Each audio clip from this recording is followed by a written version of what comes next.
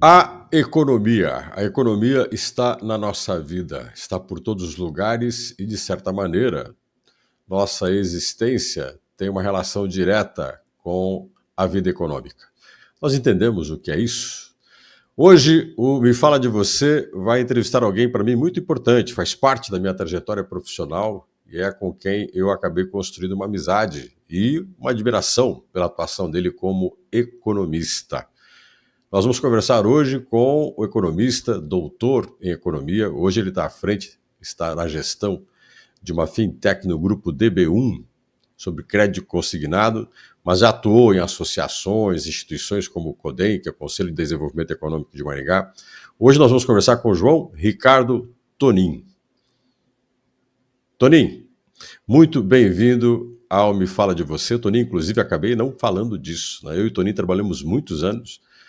Ele é colunista da CBN, eu também sou colunista da CBN. Quando eu apresentei o jornal da CBN, ele era meu colunista, a gente conversava todos os dias, quer dizer, todos os dias não, de segunda a sexta, sábado e domingo, nós dávamos uma folga um para o outro. Tonin, obrigado por aceitar meu convite, obrigado por estar aqui. Obrigado, Gilson, obrigado a todos que estão aqui nos ouvindo também. Me sinto muito feliz e honrado, né?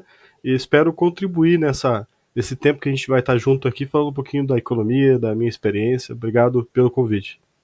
Tonin, você tem uma trajetória muito legal, porque você, né, tem essa cara de jovem, você é um cara extremamente jovem, mas você tem uma carreira, que eu sempre brinco, aconteceu muito rápida e foi muito eficiente. E quando você fala de economia hoje, grande parte das pessoas fala, pô, economia é um negócio muito complicado e tal. E você resolveu fazer economia, você resolveu ser um especialista em economia. O que te levou à formação em economia, Tonin? Como é que foi essa trajetória? Olha, Gilson, essa não foi uma escolha muito fácil, tá? Porque o meu primeiro curso que eu fiz, o vestibular, foi em engenharia civil. Então, eu vim dessa área de... meu pai basicamente atuava, né, mais em casa com essa atividade, e eu me apaixonei pela engenharia civil. Eu fiz o vestibular de engenharia civil, e aí, na sequência, eu conheci o curso de economia, né, conheci um pouco do pessoal que estava lá fazendo vestibular, né, tinha como segunda opção o curso de economia, e eu acabei me apaixonando pela área, e acabei fazendo vestibular e hoje me sinto muito feliz atuando como economista ou em áreas correlatas que usam conhecimento. Ô, Tonin, seu pai queria que você continuasse engenharia? Ele ficou contente com a tua mudança para a economia ou não? Olha, no começo, é lógico que toda família quer ter um engenheiro em casa, né? É verdade, a minha também queria. E quando a gente começa, você vai fazer economia, mas o que é economia? Né? Ninguém imagina, né? Você vai ser, sei lá, um assessor parlamentar, você vai estar com finanças na prefeitura. Então o conhecimento até, inclusive, dos nossos pais e também das pessoas que viviam naquela época, não tinham conhecimento do que a área pode trazer, né? E era difícil explicar em casa, né? Fazer economia, você vai gastar menos? Como que é esse negócio, né? Basicamente foi essa a visão que a gente teve na época. Agora, quando a gente pensa em economia no Brasil, os brasileiros passaram a viver mais perto com a economia. A gente hoje pega um telejornal mesmo, né, um radiojornal, a mídia digital. A economia está presente, a gente está falando de economia o tempo todo. Os brasileiros hoje, queira, quer não entendendo ou não, têm sempre dados econômicos na frente. Índices de inflação, custo da cesta básica, câmbio, né, o dólar. Estamos acompanhando aí esses debates sobre os tarifaços norte-americanos através do Donald Trump. O que fez os brasileiros, Tonin, começarem a ter que se interessar obrigatoriamente por economia? Por que a economia ficou tão presente na nossa vida? Eu acredito que a popularidade das informações e também por a gente hoje falar todos os dias sobre economia. No passado, a gente não tinha essa relação direta com a economia. O pessoal falava, quando a gente assistia o Jornal Nacional, a gente via muitas notícias de São Paulo, o que está acontecendo em São Paulo. Hoje os debates são a nível nacional, a nível internacional. Então as pessoas entendem um pouco mais quando nós temos uma tarifa norte-americana de 50%, o que vai afetar o dia a dia. Então eu acredito que o acesso à informação permitiu que as pessoas olhassem e percebessem que decisões políticas, decisões econômicas afetavam diretamente, né, o bolso. E a economia passou hoje, se nós fizermos aí um debate, uma pesquisa, quais são os temas que mais preocupam a população, a economia vai estar no top 3 a partir de agora. No passado não, no passado é educação, saúde e segurança. hoje a economia passa a ser um dos principais pontos a serem discutidos, muito por causa dessa popularização. Agora, a economia também, Tony, e aí você colocou um dado interessante, né? A gente passou a viver uma aproximação com a economia, a gente começou a conhecer, ou pelo menos se debruçar com a economia frente a frente.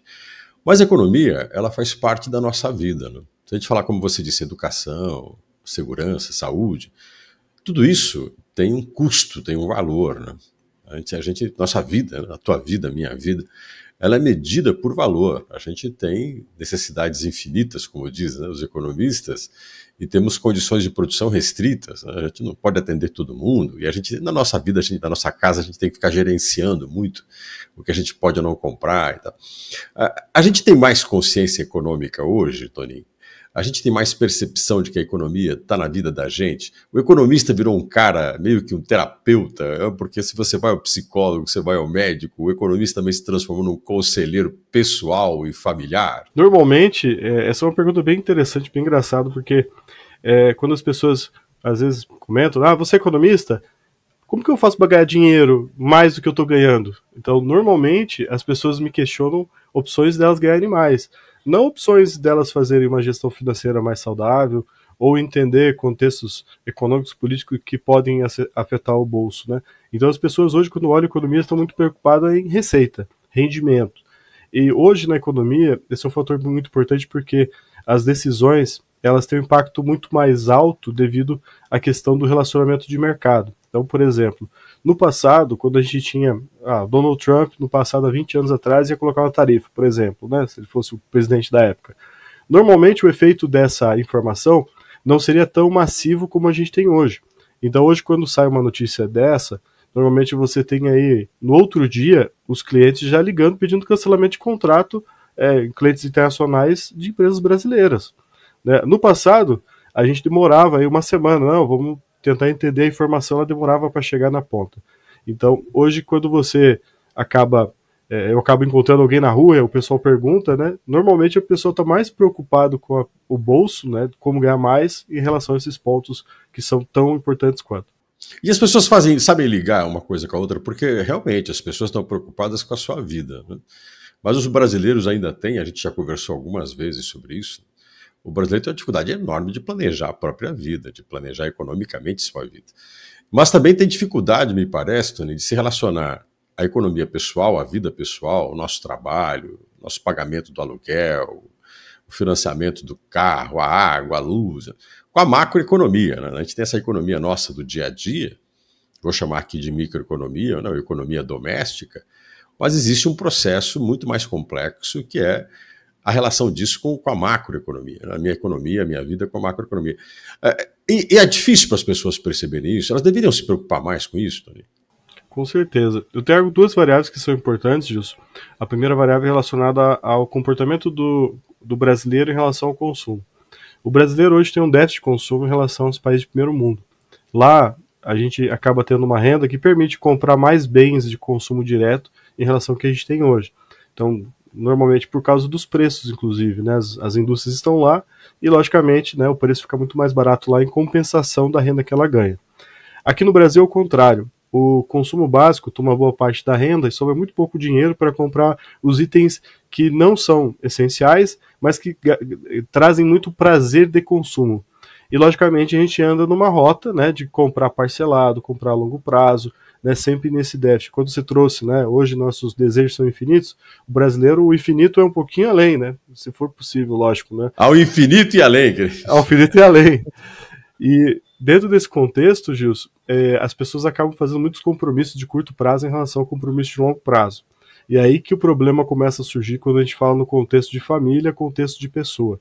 Então, normalmente a pessoa pensa, nossa, eu vou comprar um celular com a marca X, eu vou pagar em 12 vezes, o consumo visando o prazer imediato perante um pagamento de 12 parcelas. Essa decisão é prioritária em relação a vou poupar 10% da renda para que eu tenha uma aposentadoria mais saudável e possa viajar mais no futuro e curtir mais uma vida com menos trabalho. Então, quando nós temos uma necessidade muito grande de consumo imediato, os nossos compromissos eles se tornam compromissos de curto prazo, não de longo prazo. Só que nós sabemos que o longo prazo ele chega. E aí hoje, por exemplo, né, uma frase que o pessoal usa muito, que tem relação com a gestão financeira, é: para que eu vou poupar se eu não sei se amanhã eu estarei vivo? Eu conheço muita gente que sobreviveu e está vivendo muito, né? Esse é o problema, né? Uma vez eu vi a propaganda, já não tem mais, há mais ou menos uns 20 anos atrás, de um cartão de crédito que dizia exatamente, veja, um cartão de crédito, onde a maior parte dos brasileiros se endividam e parcelam, né? O cartão de crédito que é a grande navalha, como diz o Cazuza na sua música. As pessoas se endividavam com o cartão de crédito, mas a propaganda do cartão de crédito dizia o seguinte, né? Para que me preocupar com o amanhã se a vida é agora? Quer dizer, e no fundo a vida não é só agora, as pessoas estão vivendo mais, né, Tony? Com certeza. O desejo de consumir, ele se torna mais intensivo na medida que você é bombardeado por propaganda, né, promoções. Se você não comprar agora, você vai ficar sem. Então, assim, nós temos que pensar, se todo brasileiro pensasse em compromissos de longo prazo, nós teríamos uma política hoje macroeconômica pensando também no longo prazo. Então é difícil separar as relações Estado e público que demanda e também recebe benefícios quando a gente olha esse princípio.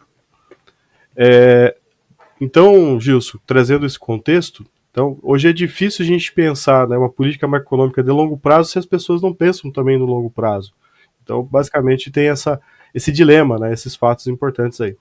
Então as pessoas deveriam agir com o hoje, pensando sempre no amanhã, né? E aí tem uma coisa engraçada, o Toninho que fez economia, o Toninho que entrou na economia, você sempre curtiu essas coisas, Toninho? O curso de economia te educou de uma certa maneira a ver o mundo de maneira diferente? O economista, quando olha para as coisas, enxerga as coisas que boa parte das pessoas com o senso comum não enxergam? Olha, Gilson, como diz, né? Como que você vai discutir o problema sendo parte dele, né? É igual aquela pessoa que tá no meio do tráfego e fala assim, nossa, esse trânsito aqui é terrível, né? E a pessoa percebe que ela tá no meio do trânsito também.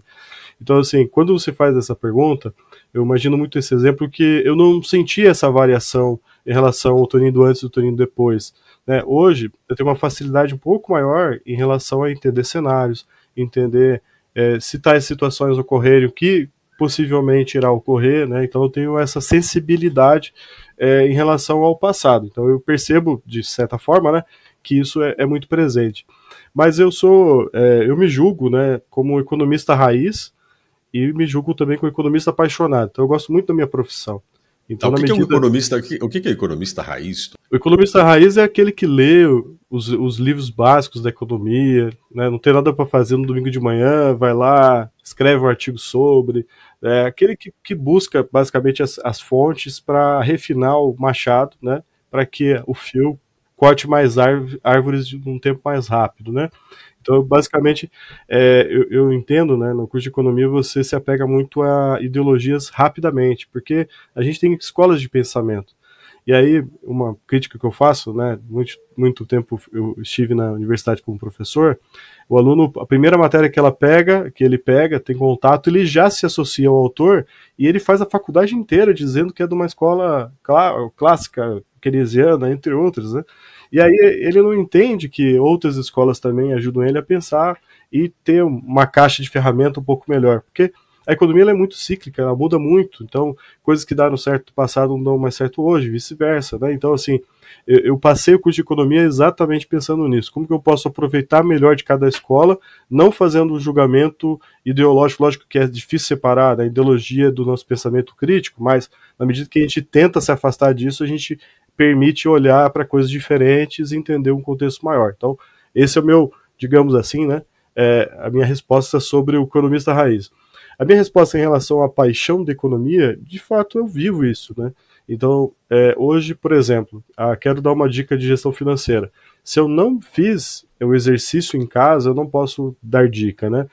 Vou dar uma dica de investimentos. Dias atrás, o pessoal comentando, né, como que você faz um processo de alavancagem, né?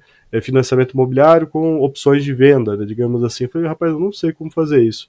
Deixa eu testar primeiro, depois eu vejo como que eu posso te ajudar nisso, né? Então eu gosto muito disso. Eu acho que meu mais recente teste em laboratório foi a questão do carro alugado, pagar mensalidade, um mensalista, versus o carro próprio. Então, basicamente, eu pensei, não, será que funciona ou não? Fui lá, conversei com a minha esposa, falei, eu vou vender o carro. Ela, por quê? Não, porque eu tenho que testar o carro por mensalidade, botar na planilha e verificar qual que é mais eficiente ou não. Ela falou, não, você não vai fazer isso. A gente entrou no acordo, fiz, e hoje eu tenho uma sensibilidade em relação ao que vale mais. É mais importante carro mensal ou não, né? Então, Você me deixou curioso, cara. E vale a pena o carro mensal ou vale a pena o carro financiado? Você chegou já a alguma conclusão? então, na minha conclusão, hoje o carro mensal com um ticket menor, numa classe, por exemplo, né, um carro simples, né, Econômico? um carro econômico, ele é mais vantajoso se pegar mensal, porque a depreciação dele é alta também, em relação a se comprar esse veículo. Até porque você tem manutenção e tudo mais. Agora, quando o ticket começa a aumentar muito, a mensalidade ela passa a ser mais cara em relação à aquisição. Ah, entendi. Quer dizer, essa experiência que você faz, por exemplo, né? Essa coisa do experimentar a economia. A gente pensa muito que na vida econômica, na vida de qualquer um de nós, né, nessa vida que a gente tem, que é uma vida que eu até queria depois explorar um pouco mais com você, ela está ficando mais longa, né? A gente está vivendo mais. A gente vai viver muito mais em atividade econômica.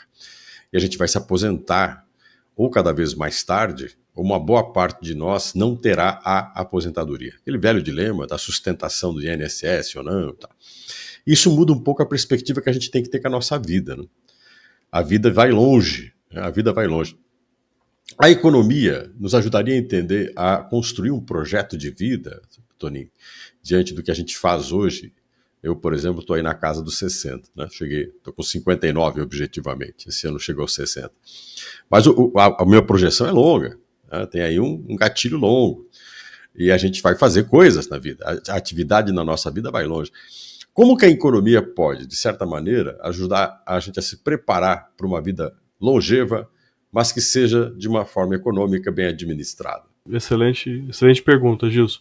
Eu acho que ao longo da nossa vida, a gente acaba tomando decisões e essas decisões elas impactam a longo prazo e a gente não percebe.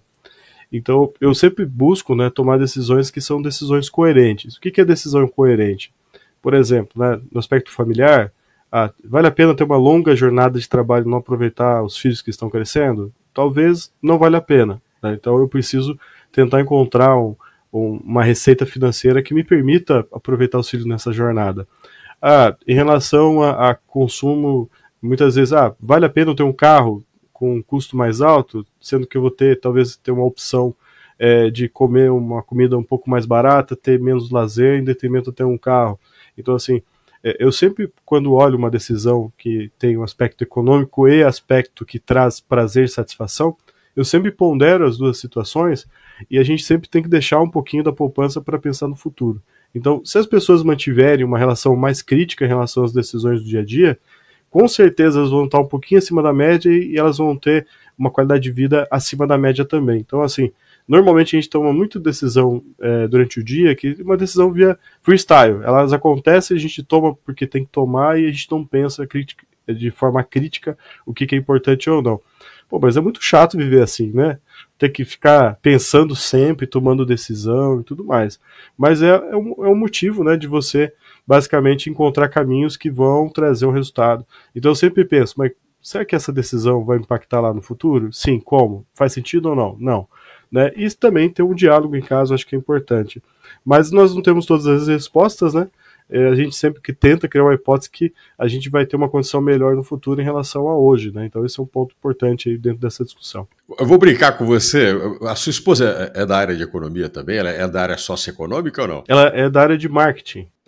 Muito próximo, mas veja, ela é a contramão disso, né? Porque o marketing, de certa forma, tenta potencializar, de certa maneira, o consumo, a venda, o desejo, né?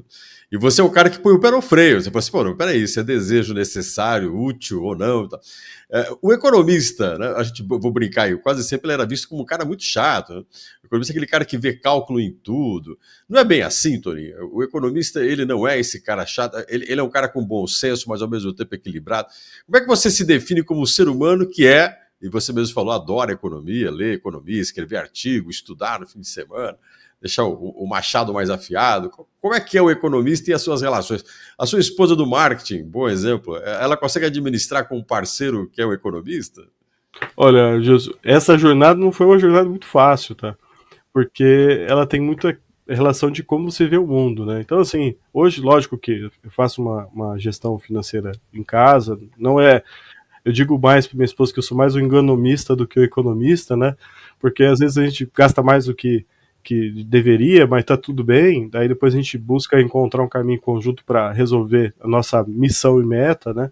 Então, basicamente, a gente já encontrou um caminho que está muito similar, né, em termos de tomar decisão ao longo do tempo. Mas eu sou economista também que gosta de risco.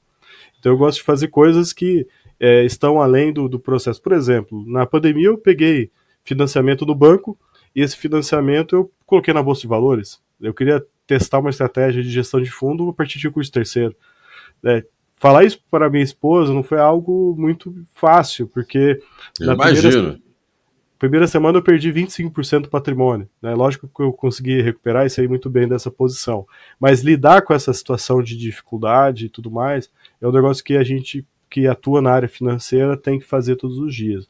E eu também criei algumas estratégias de dividir a responsabilidade que vem muito da gestão de empresa, né?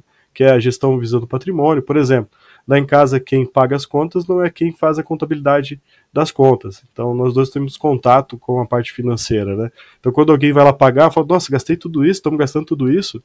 Ah, sim. Quando eu contabilizo eu tenho o mesmo sentimento. Então a gente divide papéis para que a gente chegue na mesma conclusão. Então normalmente a decisão sempre é conjunta e muito parcimoniosa, né? Então não tem nenhum problema nesse sentido. Sabe que eu estava te perguntando isso? Pelo seguinte, né? Quando a gente está junto com alguém, a gente tem uma vida para administrar junto com outra pessoa, uma família, de uma maneira geral, a gente tem que estabelecer prioridades. Na economia isso é muito importante, né? A gestão de prioridades. Né? A gente sabe muito bem quando a gente resolve investir em alguma coisa, a gente está abrindo mão de outra, né? Como diz o Mankiw, a lógica da escassez, né, meu cara? Se eu vou ter que praticar uma ação, outra ação vai deixar de ser praticada. Ele até comenta, qual é o valor de uma coisa? O valor de uma coisa é a proporção do que você está perdendo por fazer ela. Você vai abrir mão de uma coisa e fazer outra. E família tem muito disso, né? Você vai ter que botar um empenho numa coisa e abrir mão da outra. Você vai ter que tomar uma decisão do que é mais importante agora e o que é mais importante a longo prazo, né? O imediato e o remediado. Gestar isso na convivência do dia a dia. Você que construiu uma relação, a gente que tem relações o tempo todo, devia ser um papo constante, porque nos vínculos afetivos que a gente tem, a gente fala de emoção, a gente fala do desejo, do carinho, eu gosto de você e tal, mas vou gostar de você, eu querer viver com você, tem um preço, né? A gente tem que colocar prioridade. A vida a dois, a vida a três, a vida a quatro, uma família, gestar as necessidades dos seus membros. Se você como economista, qual a dica que você dá para a gente viver melhor com quem está do lado e aprender a gestar a economia sem destruir a relação? É difícil essa pergunta, tá, Gilson? Agora que você foi construindo a pergunta, me veio vários cenários aqui, mas se eu pudesse simplificar, eu digo que eu tenho dois princípios, né? O primeiro é comece pelo o que está certo e mantenha o que está certo, né? Então eu sempre trago, mas é importante, é certo isso? Sim, então beleza. E o segundo os conflitos familiares estão muito baseados no conflito do passado, coisas que aconteceram que não foram resolvidas e que vão afetar o relacionamento futuro também. Então, eu costumo dizer em casa que o leite derramado já não pode ser mais utilizado, né? Então, não adianta a gente gastar tempo discutindo o que já aconteceu, a conta já chegou, né? O que a gente tem que fazer agora é sentar e discutir como que a gente vai sair dessa situação. Então lá em casa normalmente eu sempre trago essa retórica, até minha filha de 2 anos, ela tá começando a falar isso já, né? E assim... Você tem 2 filhos? Você tem um filho só? Você tem 2 filhos? Eu tenho uma filha de 2 anos e um filho ou filha, porque eu não sei ainda, né? Por mais que o médico... tem alguém vendo aí. Tem alguém, 15 semanas, inclusive a gente vai ter um chá revelação na semana que vem, e o médico, sem querer, já deu um spoiler. Então, não vai ser mais chá revelação. Vai ser chá confirmação, mas são 2, né? Tô no processo aí de... Então você tem uma filha, agora com 2 anos, e tem um filho. Isso, um filho, tá mais para filha, porque o médico falou na consulta, ela está muito bem, então provavelmente vai ser... já denunciou e tal. E aí como é que é isso? Porque quando eu estava falando de planejar uma família, né? O planejamento familiar é um debate que no Brasil merecia mais respeito, né? Nós brasileiros estamos diminuindo o número de filhos, as famílias estão tendo menos filhos, as mulheres estão tendo menos filhos. Por um lado, isso é bom, porque é uma carreira, uma profissão, as pessoas estão mais focadas em desenvolver uma vida pessoal mais eficiente. Não há uma reposição de população, nós já conversamos uma vez sobre isso, o futuro do Brasil é uma redução populacional ao longo prazo. Agora, a gente tem que planejar, Toninho, até onde o planejamento familiar, e essa coisa do ter ou não ter filhos, né, no mundo de hoje, a economia ajuda, né? Qual é a prioridade dentro de uma família quando você pensa que nem no teu caso, pô, eu tenho uma filha de 2 anos, vou dar o spoiler do médico, vai vir outra aí agora. Até onde nós vamos com a responsabilidade com os filhos e onde a economia entra nisso? Não, legal. Eu acho, Gilson, ter filho ou não é uma escolha, né? Lógico que passa pela questão financeira. Eu em casa sempre tive o desejo de ter uma família com 2 a 3 filhos, né? Minha esposa, ela quer ter menos, eu quero ter mais, a gente vai chegar no número aí do futuro. Mas o que eu trago é o seguinte: hoje a economia ela tem 3 pilares que são muito relevantes e que estão mudando muito. O pilar do mercado privado, que eu falo de trabalhadores, o pilar do mercado de empresas e o pilar do governo, né? Então, quando a gente olha para essas 3 óticas, vamos pegar do pilar do trabalhador, né? Hoje nós temos uma baixa taxa de desemprego, se aproxima a 6%, uma das menores taxas de desemprego. Quando a gente olha os jovens que estão entrando no mercado de trabalho, 1/3 é neném, não quer trabalhar nem estudar.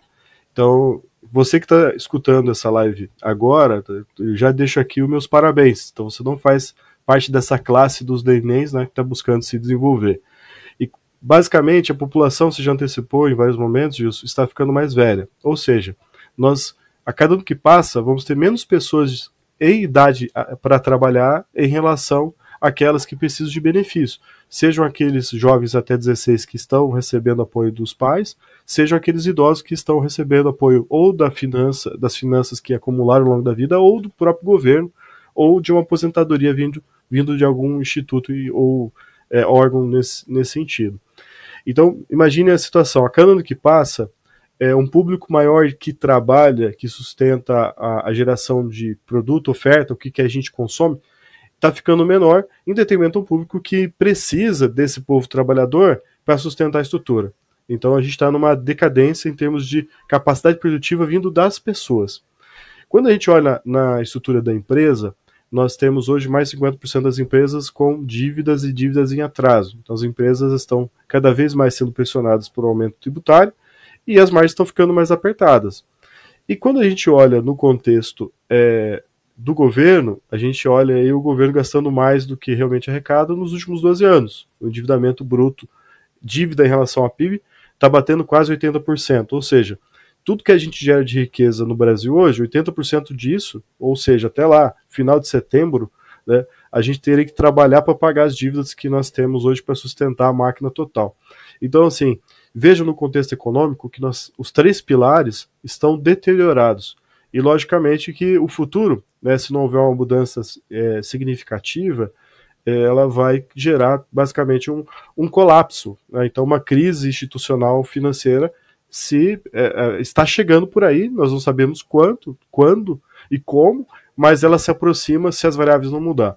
E aí, Gilson, quando a gente fala no contexto de definição se a gente vai ter filho ou não, eu, como economista, olhando para esse cenário, a minha decisão óbvia era: não vamos ter filho, porque o mundo vai ficar um pouco mais caótico no futuro. E aí, logicamente, eu venho, que é o meu desejo pessoal, né, que é ter mais filhos. Então, assim, quem toma essa decisão tem que fazer um esforço extraordinário, justamente para quê? Para ter tempo para educar os filhos, para ter recursos para manter uma boa qualidade de vida, mediante o cenário que é um pouco mais incerto. Então, eu digo que é uma decisão pessoal, e, logicamente, decisões pessoais que vão além da tendência econômica, você tem que se esforçar mais para obter esse benefício, que é ter uma família, né, entre outras situações. Né? Então, é difícil conviver com isso, né? Mas aí tem uma coisa legal que você colocou, que é a escolha. Você escolheu, né, ter 2 filhos. Você falou: minha esposa, por ela, não teria tantos filhos assim. Nós não teríamos tantos filhos. Mas, ao mesmo tempo, essa quantidade de filhos que você tem vai contra o eixo de que a maior parte das pessoas estão tendo menos filhos. Né? E contra um outro eixo também importante, que quanto mais renda e mais escolaridade, menos filhos. Quanto menor renda, menor escolaridade, menor qualificação, mais filhos. Exatamente numa fatia da população em que a condição de sustentar os filhos no futuro é mais frágil. A maior parte das crianças estão nascendo em ambientes economicamente mais frágeis. Porém, a gente tem um outro dado importante. Né? Essas famílias que têm filhos e têm condições econômicas mais frágeis dependem mais do governo. Dependem mais da assistência médica, dependem mais da educação do governo, dependem mais do transporte do governo, dependem mais das estruturas públicas de sustentação. E elas talvez tenham menos qualificação, serão menos produtivas.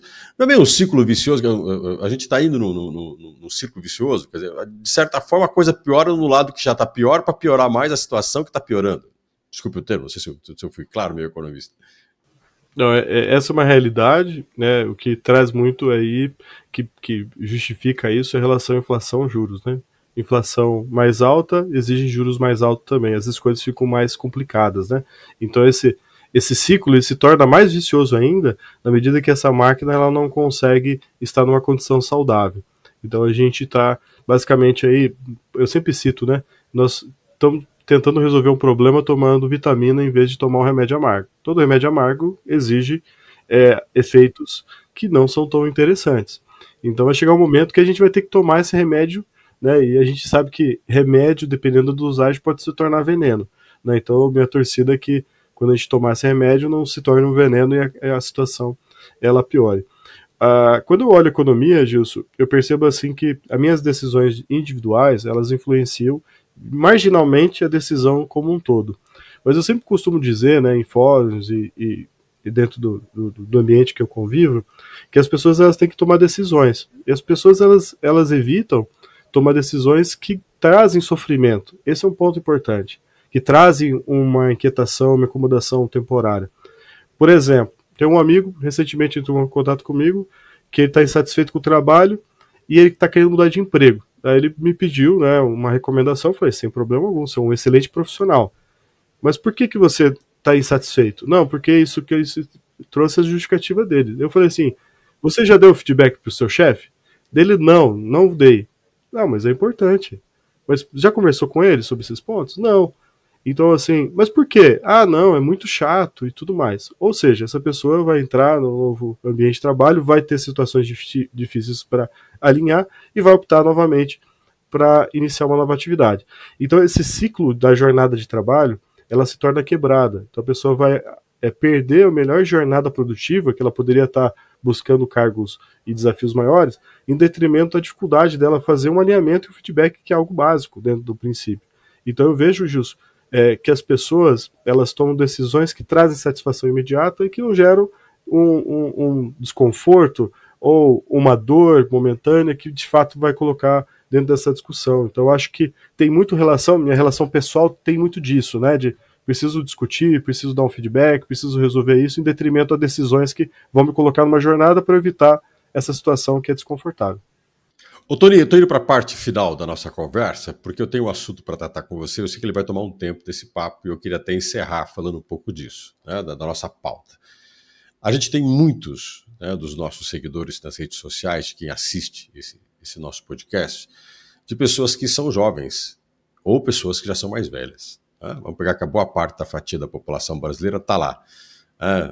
Adolescente para jovem, e alguns que estão entrando aí com mais de 50, mais de 60 na terceira idade. Esse é a pirâmide que ainda hoje é considerável, a pirâmide populacional, desculpe, né? Na maior parte do fatiamento da população brasileira. Aí nós temos o seguinte, tem gente que está começando a carreira, primeiro emprego, observando o futuro, cheio de sonhos, ambições, desejos, né? Mas ainda não tem experiência. E se tem uma parte da população brasileira que já tem uma experiência profissional, já vivenciou o mercado de trabalho, mas está chegando naquele ponto em que ela pensa, até onde vai a minha produtividade, o que eu faço com o que eu já aprendi e como é que vai ser o futuro também. E nesse ponto a economia entra em cheio. Né? Porque quem está começando pensa, qual será o meu futuro econômico? Onde a minha vida vai dar? E como é que eu faço para a minha vida dar, como é que os jovens falam, né? Para ela dar boa, para ser boa, para ter um caminho legal, para as coisas acontecerem com o menor ruído possível. E quem está numa terceira idade pensa, bom, daqui para frente, nessa última fase da minha vida, como é que eu faço para viver bem, já que eu estou no final? Na tua opinião, como economista, aonde que as pessoas têm que se apegar? Aonde que está a estratégia, claro que eu estou generalizando aqui, correndo todos os riscos, para a gente ter uma vida que comece bem e que não termine mal? Uma grande pergunta, inclusive, eu acho que você deixou já no final para a gente ter esse momento. Eu acho assim, Gilson, eu vou voltar lá para minha escolha no curso de economia, e aí eu vou voltar para o processo que é deixar a mente aberta e verificar o conteúdo que vai te ajudar a encontrar os caminhos. E eu acho que a gente adiciona uma variável que é paciência e maturidade, para esperar que o que você definiu vai realmente acontecer. Então, assim, quando eu era muito mais jovem, eu tinha uma série de ambições. Então, quero trocar de emprego, quero um salário maior, que eu preciso comprar tal coisa. E, logicamente, quando eu pensava na minha juventude, eu pensava sempre como que eu faço para ganhar mais para eu poder consumir mais. E hoje eu entendo que essas decisões, elas geraram benefício direto, mas elas me tiraram de situações em que eu poderia ter uma maturidade maior no trabalho, em termos de habilidades pessoais ou habilidades do dia a dia, e logicamente hoje me fazem falta. Então as pessoas têm que entender que muitas vezes quando você faz uma escolha, você também está optando, né? Toda decisão é uma renúncia, você está renunciando a algo. Então eu não fiz uma avaliação muito assertiva em relação a renunciar. Um exemplo clássico hoje do profissional que está entrando no mercado de trabalho. Eu vou fazer faculdade, depois da faculdade fazer uma pós-graduação, vou fazer um doutorado e vou entrar no mercado de trabalho. Já é tarde. Por quê? O mercado mudou muito, né?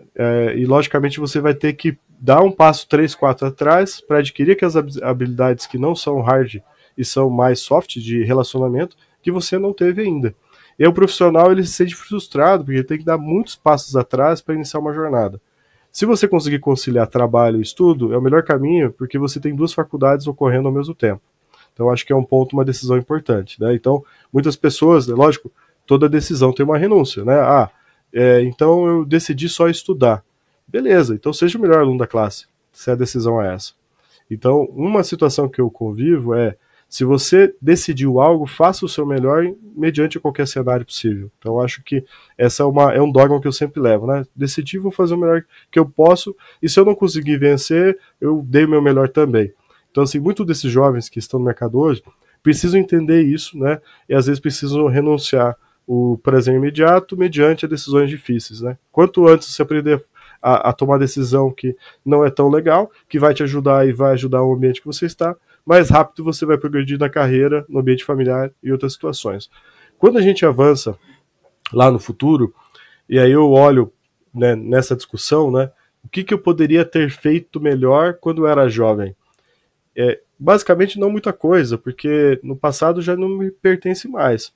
Então muitas pessoas que chegaram nessa condição se apegam ao passado mediante uma situação de não, eu deveria ter feito tal coisa, mediante as situações que estão ali à disposição que ela poderia já tomar a decisão e melhorar. Então, hoje o mercado está muito mais aberto a receber profissionais com idade, com experiência. Lógico que, às vezes, o salário não é tão interessante quanto a pessoa ganhava no passado. As cargas horárias também, às vezes, são mais reduzidas. Existe um ambiente de você poder conciliar melhor trabalho e também atividade, né, com a família em si. Então, eu acho assim, os profissionais, na medida que eles tomam essas decisões, né, as pessoas como um todo, e não se apegam ao passado, e se apegam à decisão em si, tendo paciência, as coisas vão ocorrer. Então, assim, quando eu tomo uma decisão sobre minha vida, eu leio o aspecto econômico, Gilson, mas eu acredito muito do que eu planejei e o que eu estruturei. Às vezes dão certo, às vezes não, e faz parte, né? Essa é a jornada. Tony, é um prazer conversar com você, meu tempo esgotou, mas você é uma pessoa com quem eu tenho muito respeito pela tua capacidade de compreensão, análise e facilidade de explicar as coisas. Muito gostoso conversar contigo, queria te agradecer demais a tua presença aqui, sucesso para você. Foi uma honra para mim ter trabalhado muitos anos com você e te reencontrar aqui nessa conversa e ter aceitado o meu convite. Muito obrigado, Tony. Obrigado, Gilson, obrigado a todos, né? Uma satisfação imensa. O Gilson é um dos meus mentores, de vez em quando, né? Quase constantemente eu incomodo ele no WhatsApp. E aí, Gilson, o que você acha, né? Uma pessoa com uma experiência incrível, né? Bom humor, né? Uma sensatez, uma experiência extremamente alta, Gilson. É uma satisfação e assim, tenho você como amigo, né? Obrigado pela amizade, pelo tempo que a gente trabalha junto, neste momento agora. E parabéns aí pelo momento. Estou à disposição sempre. Um abraço a todos. Conversamos com o João Ricardo Tonin, essa figura fantástica, um cara que tem uma carreira magnífica como economista, né? Hoje está à frente de uma fintech, do grupo DB1, que ligou a economia com tecnologia, mas o Tonin tem uma carreira construída com análise e compreensão da vida, do cotidiano relacionado à economia, como você viu e ouviu. Por isso que nós temos que ouvir as pessoas, por isso que o Me Fala de Você traz gente que tem o que dizer, mas que ajuda muito no que diz a refletir quem somos, o que estamos fazendo. Até o nosso próximo encontro.